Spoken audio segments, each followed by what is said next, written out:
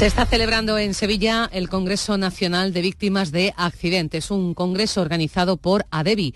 Más de un centenar de abogados, jueces y forenses debaten sobre los siniestros de tráfico, sobre las causas y las consecuencias. Debaten la responsabilidad civil, el daño moral. Esta mañana, en la primera sesión, se van a abordar también las negligencias médicas. En el Colegio de Abogados de Sevilla, donde se desarrolla este congreso, está Javier Ronda. Javier. Buenos días, estamos en este Congreso de Víctimas de ADEVI que se está celebrando en el Colegio de Abogados. Vamos a hablar de las negligencias médicas, sobre todo por un tema siempre de actualidad, cómo se cobra la indemnización, el daño moral. Estamos con un gran especialista en esta materia, con el señor Vázquez, que viene desde Málaga, es un abogado también que se encarga de muchos casos de defensor del paciente. Francisco Damián, ¿no? Sí, Damián Vázquez, el nombre más corto. Pues sí, es Vázquez abogado en Málaga, aunque llevamos toda Andalucía Oriental y trabajamos en toda España. Y también soy abogado colaborador jurídico de la Asociación de Defensor del Paciente. Bueno, ante todo, buenos días, Javier. Y como comentas, hoy tenemos este gran congreso en Sevilla, de ADEVI, ya el 9º. Y la primera ponencia que voy a impartir precisamente trata de cómo reclamar y sobre todo formación para los abogados de cómo reclamar las posibles negligencias médicas. ¿Cómo lo pueden hacer las víctimas cuando alguien ha sufrido una negligencia médica que está ya documentada? ¿Qué hace el paciente afectado o los familiares si ha fallecido? ¿Es complejo? Sí, es complejo a la hora de reclamar, sobre todo lo principal es solicitar el historial médico completo al que tiene derecho siempre el paciente o su familiar en caso de fallecimiento, y después hay que ver, hay unos plazos también, a veces un año, y ver si es una atención sanitaria privada o pública. Por ejemplo, aquí en Andalucía tenemos el Servicio Andaluz de Salud, y ahí para el Servicio Andaluz de Salud solo hay un año para presentar una reclamación patrimonial administrativa. No, un año desde que ha sucedido o desde el fallecimiento o desde que se estabilizan las secuelas.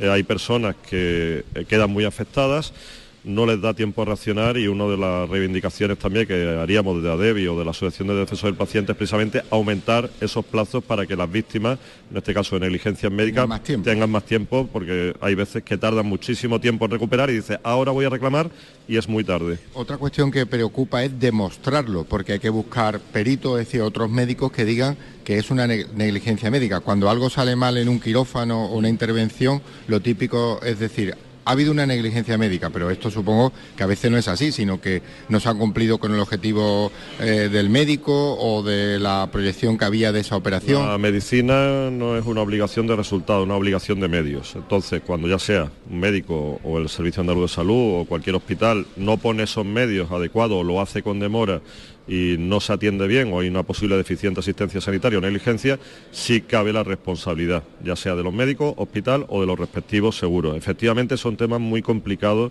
de llevar a buen puerto, de demostrar, y efectivamente hay que tirar o contratar a peritos siempre especialistas. Si estamos hablando de un caso de oncología, que hay muchísimos casos ahora mismo de reclamaciones de cáncer.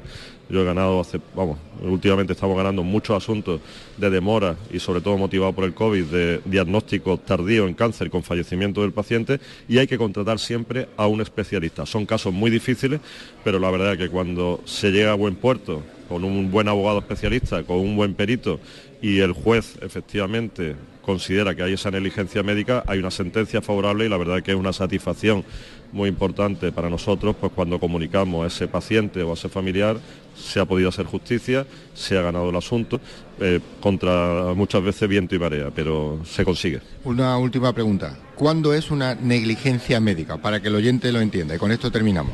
Una de negligencia médica es una infracción de la Lex Artis ad hoc, que se llama, es el no haber puesto los medios, como he comentado antes, suficiente, o no cumplir con los protocolos. No cumplir con los protocolos, por ejemplo, una negligencia médica clara puede ser acudir a urgencias, no realizarte una prueba diagnóstica adecuada, ya sea una radiografía, tener una fractura y al cabo de 2 meses saber que tiene esa fractura y no ha sido tratado adecuadamente. Eso es una negligencia médica. ¿Alguna más?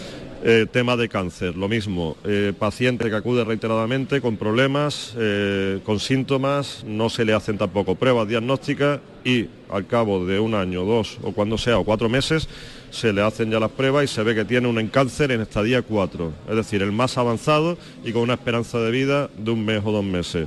ahí también entiendo que habría negligencia médica. Casos de parto, y ahora lo comentaré también, una de las sentencias más altas conseguidas con interés y principal de 13 millones de euros para el caso de una niña con una hipoxia que en el parto se retrasó la cesárea, eso le causó una graves daños neurológicos con un 100% de minusvalía, imagínate pues, el drama. Y se ha conseguido, por esa demora asistencial o no ha realizado la cesárea a tiempo, una sentencia favorable. Como esa, muchísimas. Y lo que sí animamos es que cuando se sospeche que hay una negligencia médica, reclamar. Pues muchas gracias, señor Vázquez, por sus palabras y por estas explicaciones que nos han sacado de duda. Muchas gracias a vosotros. Un saludo.